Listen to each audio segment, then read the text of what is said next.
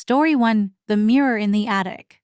When we moved into our new house, the previous owners left behind an old, dusty mirror in the attic. It was a beautiful antique with intricate carvings around the frame, so we decided to keep it. One night, I woke up around 3 a.m. to the sound of whispering. At first, I thought it was just my imagination, but then I noticed a faint glow coming from the attic. Curious, I tiptoed up the stairs, trying not to wake my parents. As I opened the attic door, the whispering grew louder. The mirror was glowing, and I saw a shadowy figure standing in front of it. The figure turned slowly, and I realized it was me, but with hollow eyes and a sinister grin. I tried to scream, but no sound came out. The figure in the mirror whispered, "Come closer," and despite my terror, I felt an uncontrollable urge to obey. As I reached out to touch the mirror, my reflection grabbed my hand and pulled me in. I felt myself being sucked into the mirror, the world around me dissolving into darkness. I woke up in my bed,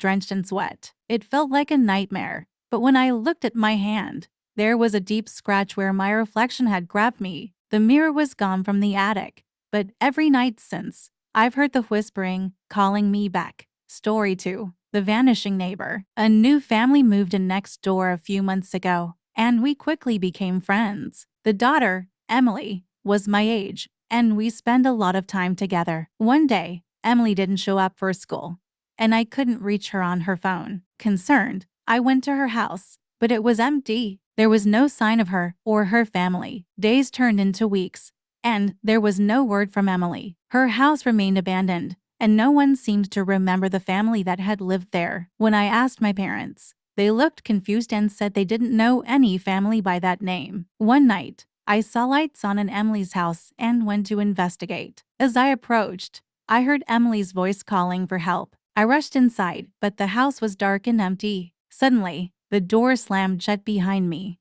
and I heard footsteps coming from the basement. I followed the sound, and as I reached the bottom of the stairs, I found a hidden room with old photos and newspaper clippings. The articles were about a family that had vanished from the house years ago under mysterious circumstances. One photo showed Emily and her family, but the date was from 30 years ago. Terrified, I ran out of the house and never looked back. The next day, Emily's house was gone, replaced by an empty lot. No one else seemed to notice or remember the family that had vanished. Story 3: The Silent Forest. My friends and I loved exploring the forest near our town, but there was one area we always avoided: the Silent Forest. No birds sang there, and no animals ventured in. It was said to be haunted by the spirits of those who had disappeared within its depths. One day, curiosity got the better of us, and we decided to explore the Silent Forest. As we ventured deeper, the air grew colder, and an eerie silence surrounded us. Suddenly, we heard a faint crying sound. Following it, we found an old, abandoned cabin. Inside, the crying grew louder, but there was no one there. As we explored the cabin, we found old, tattered clothes and toys, as if someone had lived there long ago. In one room, we discovered a journal. The last entry was dated 50 years ago and spoke of a family trapped in the forest, unable to leave. As we read the journal, the crying turned into a wail, and the temperature dropped even further. We ran out of the cabin, but the forest seemed to close in around us. No matter which way we turned, we couldn't find our way out. Hours passed, and the sun began to set. In desperation, we followed a faint light in the distance. It led us back to the edge of the forest, where we collapsed in exhaustion. When we told our parents what had happened, they dismissed it as a prank. The next day, we went back to the forest edge, but the Silent Forest was gone, replaced by a meadow. No one else seemed to remember the forest ever existing.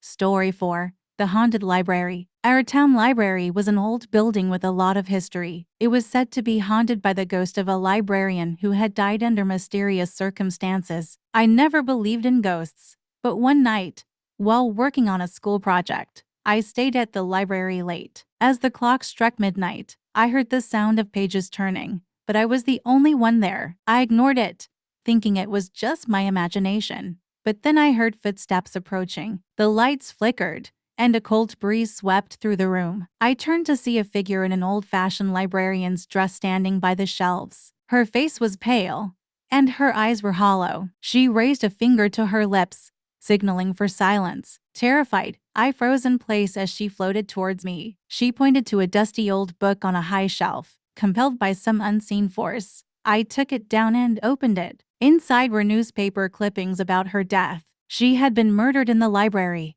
and her spirit was trapped, seeking justice. As I read the final clipping, the librarian's ghost faded away, leaving behind a sense of peace. The lights stopped flickering, and the cold breeze vanished. I showed the book to the librarian the next day, and she promised to look into the case. A week later, the town held a memorial for the murdered librarian, and since then, the ghostly disturbances have ceased. But every time I visit the library, I still feel a cold chill, as if she's watching, grateful for her story being told.